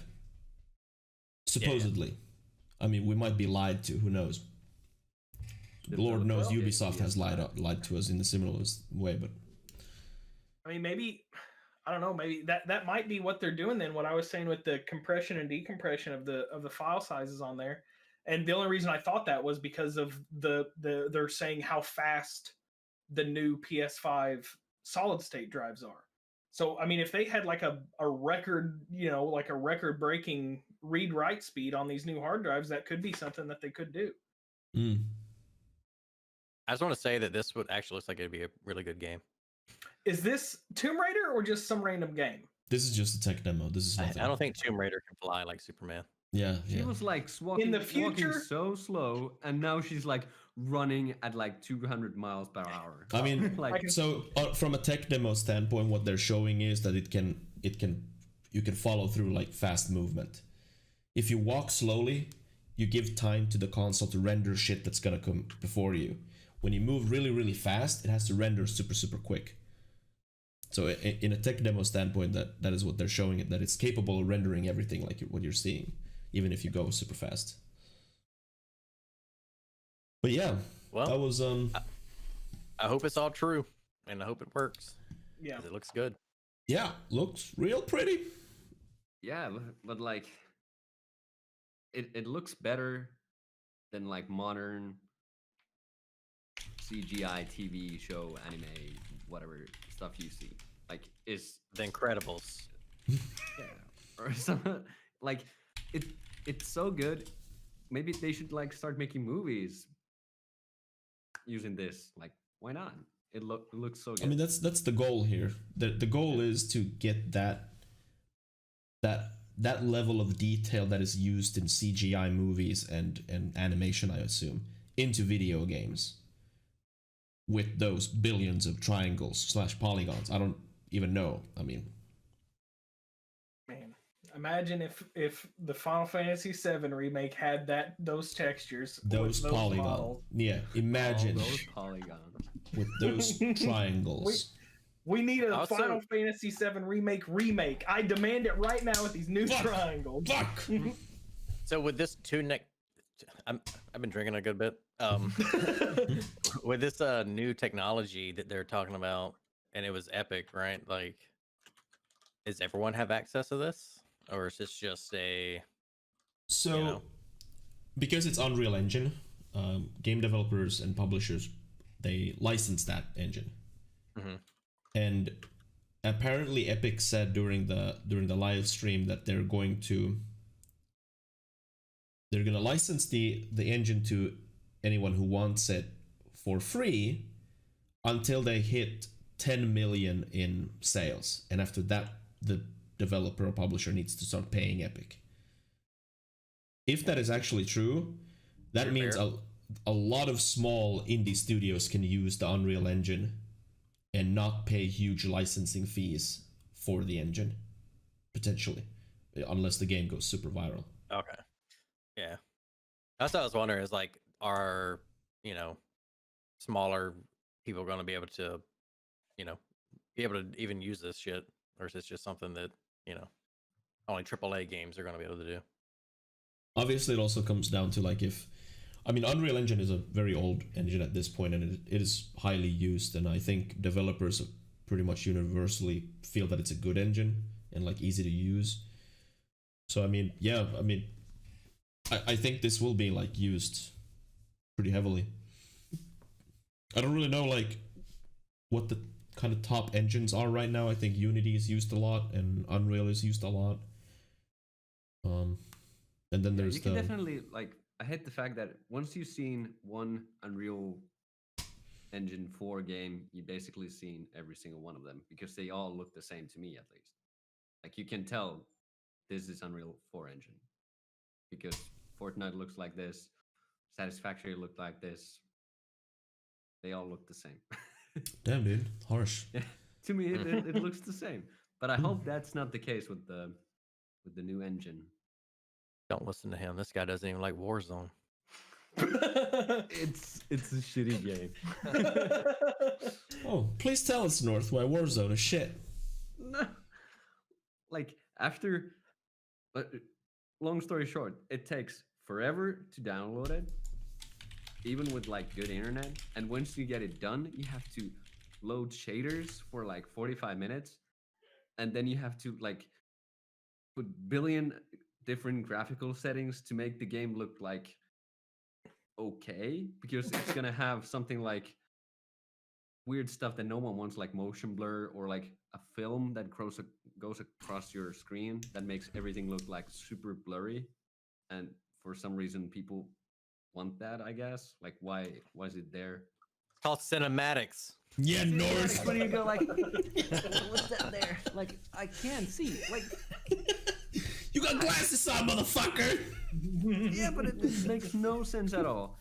And then you close the game, and then you start up the game again, and wow, you have to do all the settings again because Windows has this thing that doesn't let game files be changed or something like that. I had something like that in the background, like it protects from ransomware or stuff like that. So I had that going, so it changes the settings in the game. So I had to like every 10 minutes would have to like change the graphical settings, and it takes time. Are you sure though that it's not a user error? It's not a user error. I know there's a button that says apply changes. I know it's there. I've used it. I'll have to look, but I don't think I've had to change anything ever other than the first time. Yeah, I know. But I'll have to look to make sure. I know it's like a Windows thing. It has some like, basically it doesn't let applications change any folders once you've like installed it. So basically when you load a shader, then you have to load it again because something changed in the file, and Windows be like, no, we don't want this here. Does any of this have to do with the fact that Sully told me that you died a lot while playing? No. Like, the gameplay is okay, but the amount of stuff you have to do before you get there is obnoxious. And if you don't know what you're doing, especially with the graphical settings, it's gonna look like shit. Like, I usually use like high field of view, so you can see all around. And I didn't know that there was a setting that makes it so that the FOV doesn't change when you ADS. So basically, when you pick the gun up, look down the sight, it would go like 120 field of view to 60, and it'd be like, it would make me so sick just watching that shit. And I had to go through all that list, be like, where the hell is it? Like, it's so frustrating. It has so many options that you need to go through before you can actually enjoy and die. I will say the one thing that I don't know if they fixed it or not or whatnot, but they're constantly changing the fucking game. Like the way the I don't know how you would say it, but like going from, like the different modes, like solo, quads, trios, duos, things like that. They are like I don't play it every day. I play it like once a week. If someone asks me hey, do you want to play this? I'll get on and I'll be like, all right, what are you doing, duos? And he's like, oh no, duos got taken out. It's now trios. And I'm like, oh, okay, well let's get a third guy in and we'll play. And then like next time I'm like, oh, we doing the trios again? Like, oh no, trios are gone. It's just duos now. And I'm like, oh, okay, well, we're gonna do that. And then, but they keep changing shit. And I will say, again, this may have been fixed because I haven't had this problem since. But I do know when I was trying to play with Geek, it took us like 25 minutes to like. It was something weird with I could not just say, hey, here's my friend. I want to add him to my friends list to get him on the game. It took, I don't remember what we did because it was so long ago, but it took us 25 minutes to finally get each other into to add each other's friends to start playing together. Did you have to download another game that had a friend list on it? Not that bad. It wasn't that bad. It's not that bad, but gameplay wise, I haven't had any problems with it. And like, there's nothing like quality of the game and glitching and Yeah, it's just graphics, another VR game, like so it is what you're gonna get. But like, the amount of settings you gotta do is mind-boggling. See, that's where you go wrong, North. Console plebs don't do settings, and it's a console game ported for PC, so you just jump in. Don't think about it. Yeah, but it was so horrible to look at because you get motion blur and to a already blurry game because the default setting for some reason is that you have like a white canvas on across the screen. Like, how is that anything you would ever want? Why would I'll you have to want look. cinematic effects on game like that? Motion blur is like shit though. Cinematic. I'll have to look and see if my settings are resetting or not. If they are, I haven't even noticed. So I mean, I can't believe that the settings reset every time. That would be retarded. Yeah, some people had the problem too, but I think it's only related to the Windows Defender ransomware thing, which basically makes. it's not the game; it's your PC. Yeah, basically that too, but still. So user error. User error, whatever. It's still. I didn't enjoy trying to make the game playable. And I already got frustrated. I wanted to like the game, but it's not the game for me. It's not the game for you, exactly. Yeah. I don't want to play VR games. If I want to have bad time, I'll go play Tarkov or something. Wow.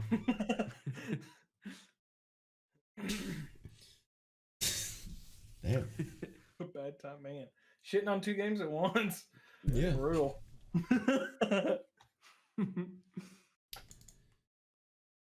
All right. Does anybody have any game they want to talk about?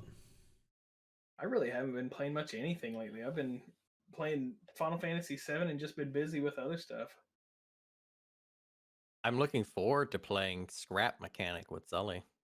I'm looking forward to playing the new Terraria update with TumTum. That comes out on Saturday. Yeah. Oh. What are they updating? Like, what are they doing? It's gonna be the final. Yeah, they're pretty much overhauling the entire game. The only time I ever played it was the time we did like a group stream. That's the only time I ever played it. Oh. They're gonna add over 1,000 items to the game, which is really. And they're overhauling. They're overhauling a lot. Like they changed some items. They added some bosses, I believe, and yeah, that's awesome. I bet there's gonna be those people like, I like the old Terraria better. They can go fuck themselves. You know, I didn't like playing Terraria with all you guys because, well, shit. Because fuck I had never played. But here's the reason. Here's the reason. Like I said, I never played it before. So by the time we got to where we were building our base, I'm like, how do you build a wall?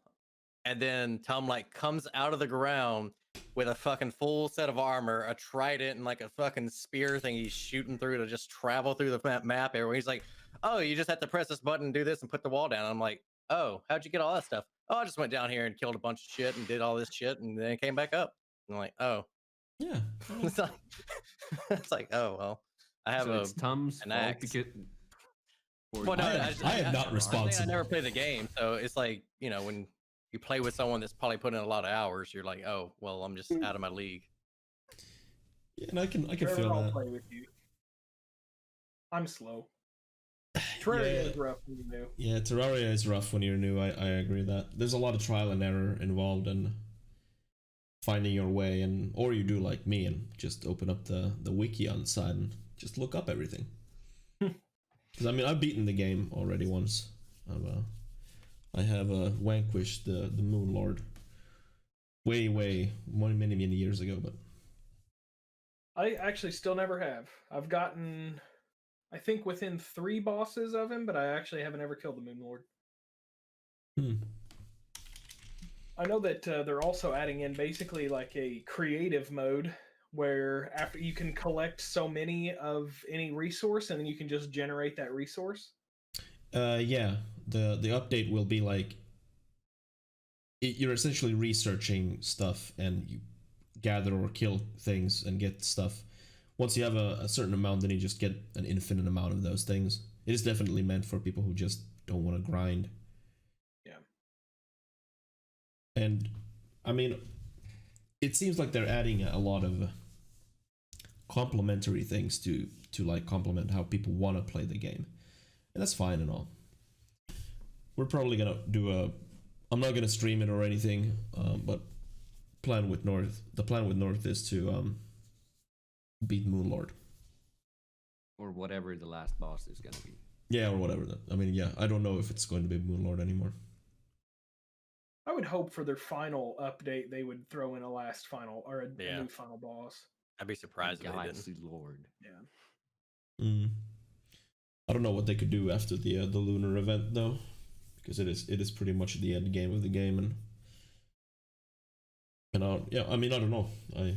I hope that they do some new stuff. Be cool if they let you do some kind of boss rush. I'd play the crap out of that. Yeah. If you could just summon, like if you activated something and it just summoned every boss back to back, that'd be awesome. I'd play the shit out of that. I mean, you could technically almost do that. Yeah. There's a lot of boss summoning items already in the game. Not for all bosses though. And some bosses need the specialized place where they can be spawned. That's true. That is true. Terraria is a good game though. I recommend Terraria for everyone. Pretty much everyone has Terraria already. It's one of the most sold games in the world. Or at least on Steam.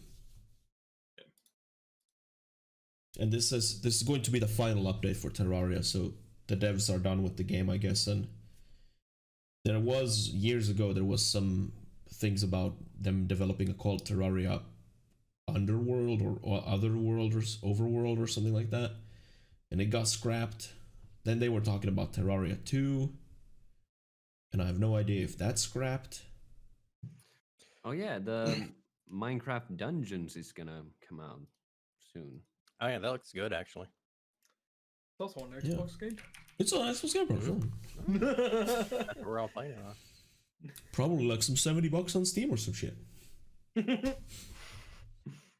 I will say that today there was a game I know Tom saw me play it a couple of times and maybe North, but it's called Darwin's Project. It was kind of like it had the same aesthetics as Fortnite, except for and it was almost like Fortnite. It was like a Fortnite's competition that didn't really make it anywhere. But I got an email from their I guess I was on their email list for some fucking reason. I guess when I signed up for the game or whatever. They're calling it quits. Got it today. And I was like, oh, this is a game I kind of played. Now I feel bad that they're quitting. Probably not profitable. Are they? Oh no, they basically said like we're not making it, so we have to call it quits because our player base isn't there anymore. Are they shutting down servers and stuff too? They said they're keeping servers up till the end of the year, and then they're shutting them off. So I mean, it was a good game for what it was, if you like that thing, but yeah, no, it kind of sucks. Like, I enjoyed the game. It didn't keep my attention for very long, but I enjoyed the game when I did play it, and just see, it kind of die. It kind of sucks. It kind of like goes into. There has been for a number of years like talk about video game preservation, and the reality is that we have games like Darwin Project that are just gonna disappear. Yeah. Like after the next year, nobody will ever be able to play that game ever again. And it's like a piece of history that just disappears. And I'm for video game preservation. I understand that it's not like reasonable because there's just so many games and some of them are not worth preserving. But yeah, I don't know, even games like that have been online for 10 years and then the developers just like, oh, we're gonna shut down servers now. On one hand, I understand it. It's a business decision. Like, you can't have the game online forever. But on the other hand, I kind of I don't want that thing to disappear. Yeah. Especially if it's like a piece of history that's just vanishing forever. It's a very unique situation with whenever an online video game dies. Because if you think about like any other medium, if a TV show fails, well, you can still go back and watch the old TV show. Like it just won't get another season. You can still enjoy what you had, but on, like you said, on those old games, on the online games, it's no one's ever going to be able to play Darwin Project again. You can't go back and play old Darwin Project. You just don't have access to it. Yeah. There has been talk I believe in Japan, and I think it already exists, where they have this sort of kind of a vault where they store source codes for games. And the idea is to preserve those games. But I'm not sure if it's like open or not, but it's been like a talk over there. I found some articles about it when there was discussion about the Chrono Trigger Steam release, which was fucked. And I mean, they fixed it afterwards, which is nice. But the big issue with that is that apparently the Chrono Trigger source code doesn't exist anymore. It's been like lost, and nobody knows where it is. And it prompted the discussion overall online about like video game preservation. And I found like this article about some Japanese head honcho of some development company that talked about like the importance of preserving video games. And I firmly believe that. I firmly believe that it is important to preserve video games because they are pieces of entertainment that they tell a story about our history.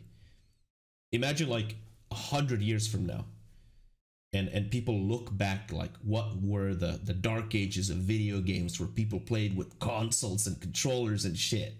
And then they find like Chrono Trigger or Final Fantasy 6 or something. And look at those graphics. They're like, oh, who the fuck could do it? Who could play this shit? You mean it has less than 17 trillion pixels? Yeah. But I think it's important to preserve those, to preserve the flow of history in a sense.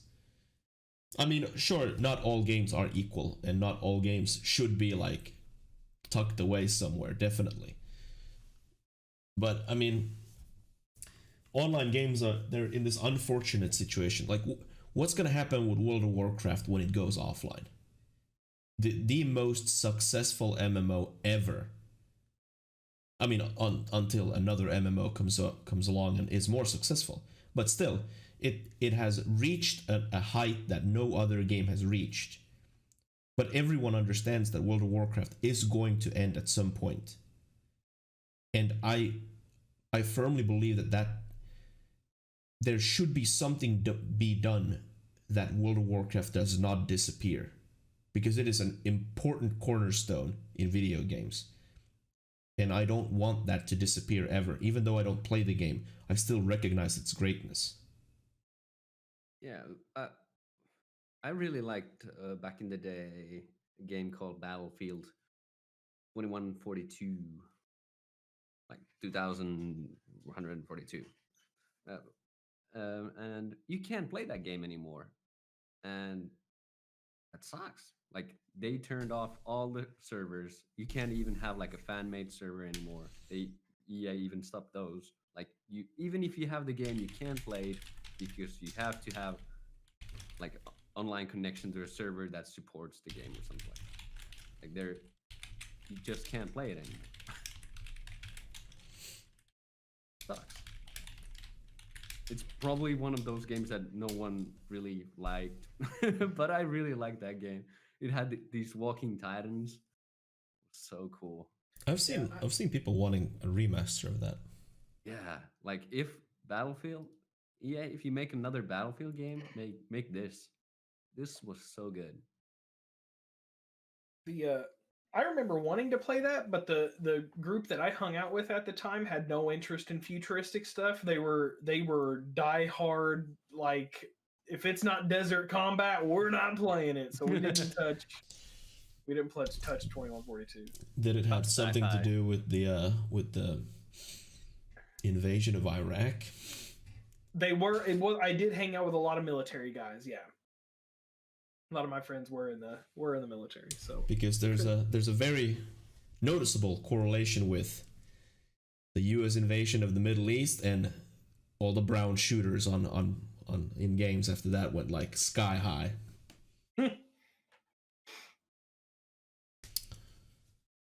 I know someone that is in the military, and they have a son, and they will not let their son play any game that has violence in it, except for like Call of Duty and stuff, because they said, "Oh, well, they're killing the bad guys."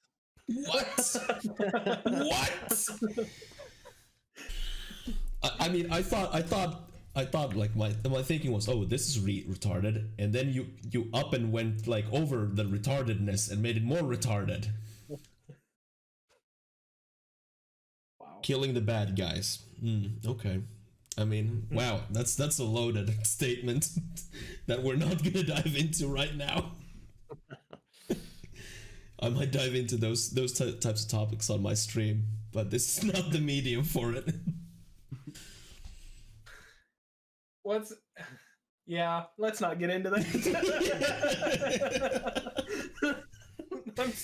I'm unpacking it in my head, and I can't think of anything that won't turn into a big discussion. So we won't. But let's like put aside just the military shooters that they're okay. When you say not allowed to play violent video games, what constitutes as violent video games?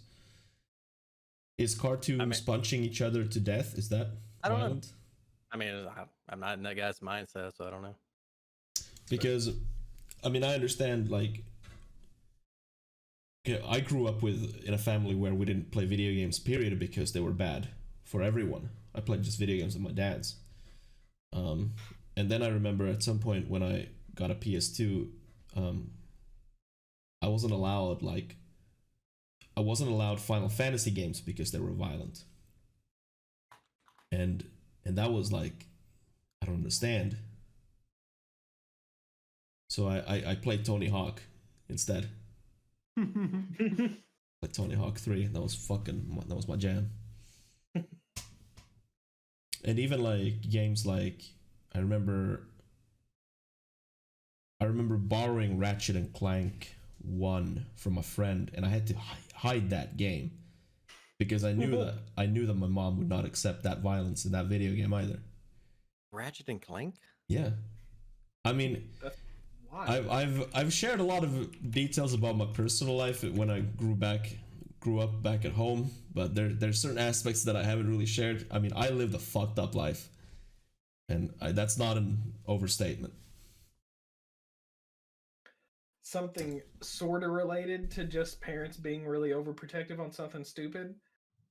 My mom initially got mad that I made a Hotmail account because it had hot in the name, and she thought it was something sexual. And on the other hand, there's me when I was like 5 years old, and my dad is like, Resident Evil, huh? That sounds like a game for a kid. Here you go. And forever traumatized. Yeah.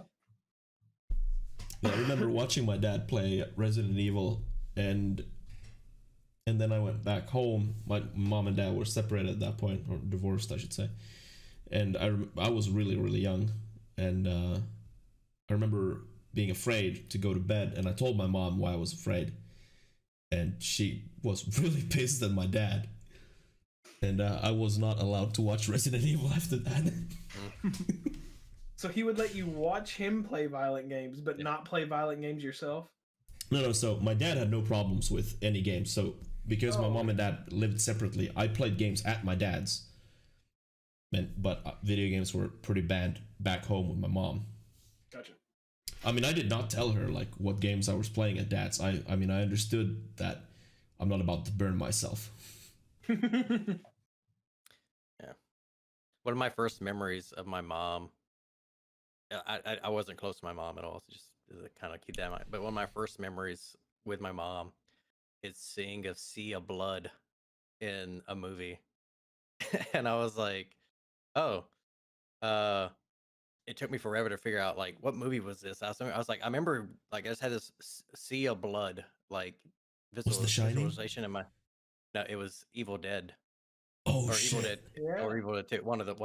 But that was like one of the first movies that I remember like watching with my mom, and I only have very select few memories of her. But I actually got an Evil Dead tattoo now.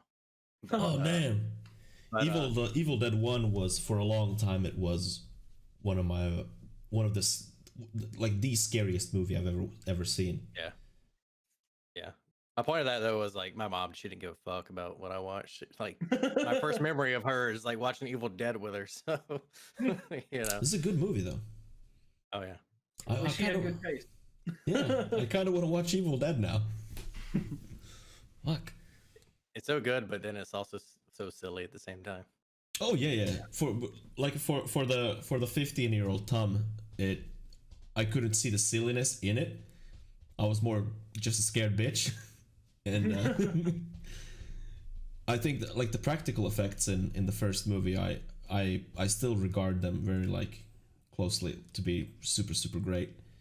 I mean, I know that if I like, it's an old movie, and if I watch it now, I understand, like, I see the fakeness in it, but it's still, the campiness of Evil Dead is so fucking great. I love all the 3 movies. I haven't seen the series, but Evil Dead 1 and 2 and Army of Darkness are like fucking great. To me, the series, first season's really good. Second season's okay. I can't remember if there's 3 seasons or 3 or 2 seasons. Whichever the last season is, I could not get past like 3 episodes because I was like, this is too campy and too, I don't know, silly, that like I got embarrassed for myself for watching it. Oh damn. Was it? Once you get to where the Deadites are playing drums while fighting you or whatever, I'm like, okay, that's a little silly. So, got a long way from the Necronomicon to yeah. Damn, dude. I was watching it with my girlfriend, and she literally looked up. She goes, "Are you embarrassed that you like this?" And I was like, "Oh shit, you got me." Yeah, you got me. Yeah, a little.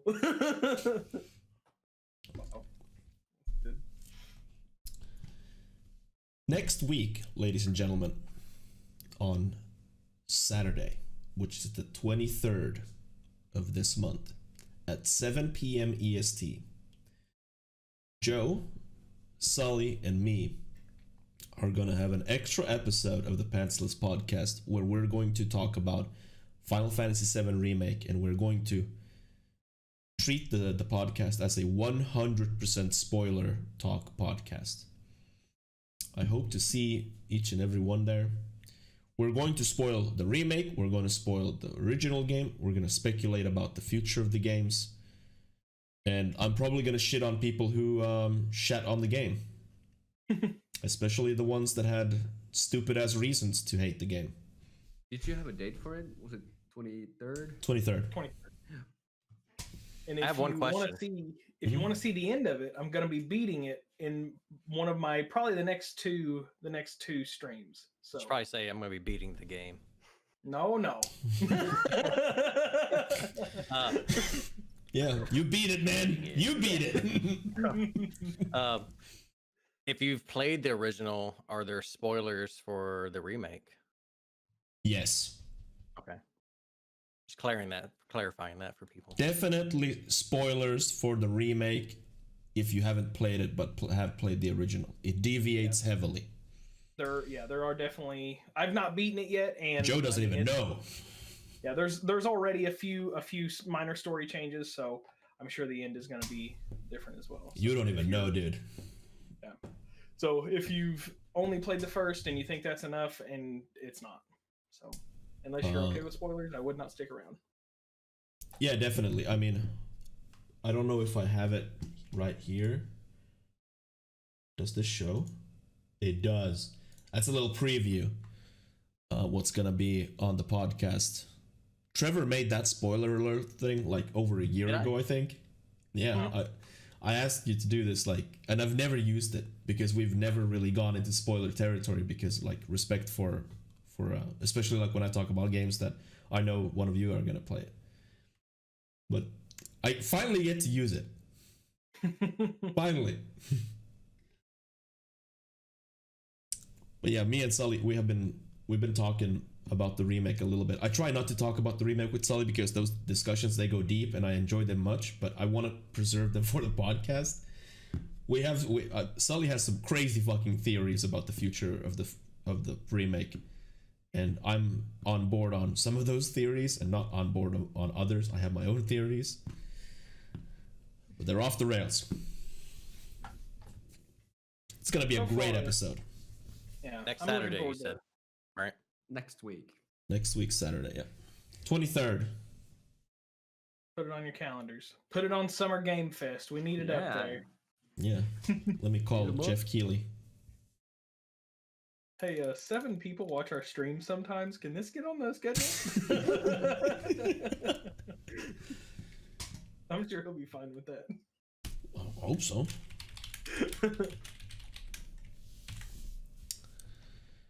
All right.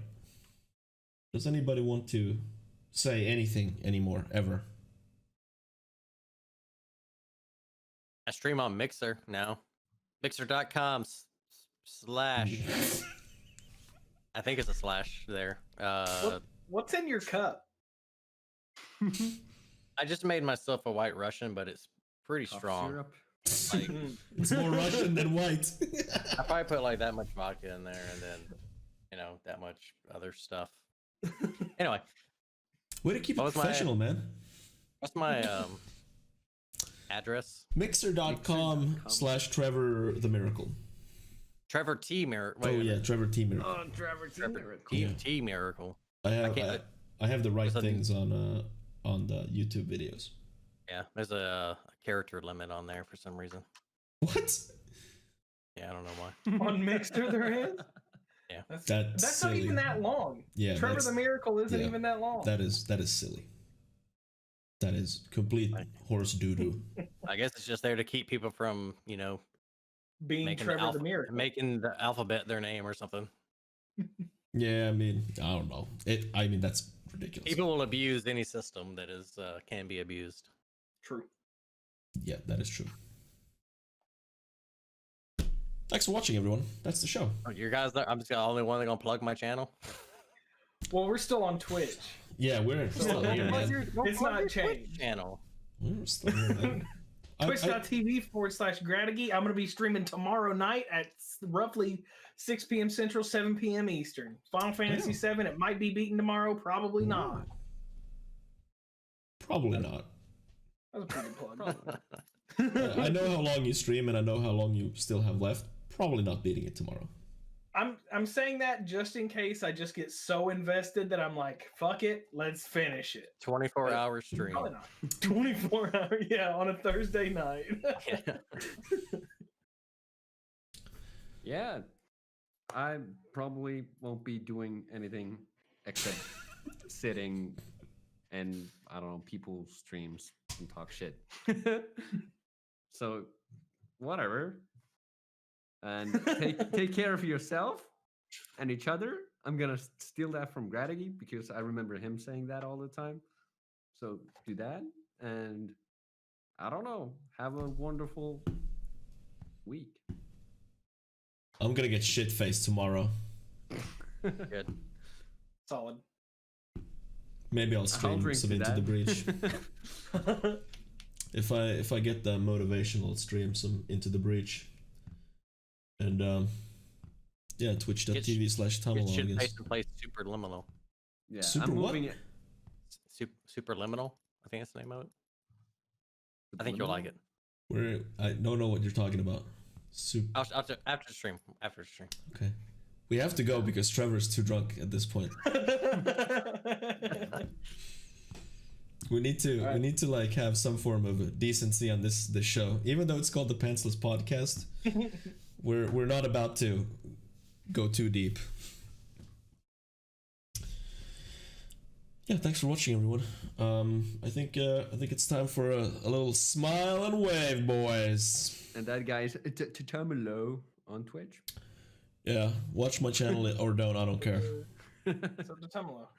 Yeah, it's this episode will be up on YouTube. Hi YouTube, if you got this far into the video, I don't look at the analytics. I have no idea how long people watch the podcast videos. 30 seconds, and then the video's actually exactly 2 hours. So I'm gonna wave here we for have 30 to wait seconds. for another Yeah, we're holding out for it. I'm fucking waiting until it's 2 hours. 20 seconds left. 20 All right. seconds left. Trevor, 15 what's the name of seconds. that cat back there? Yeah, what's the cat doing there? What's the name of that cat? What's up, Tater? Tater? Tater. Yeah, that's What's Tater. oh yeah, Tater. What's the other one? Whisper. Whisper. it I don't has- think I've We got As the 4 politics- seconds, dude. We have to go now. Okay. Okay. Bye.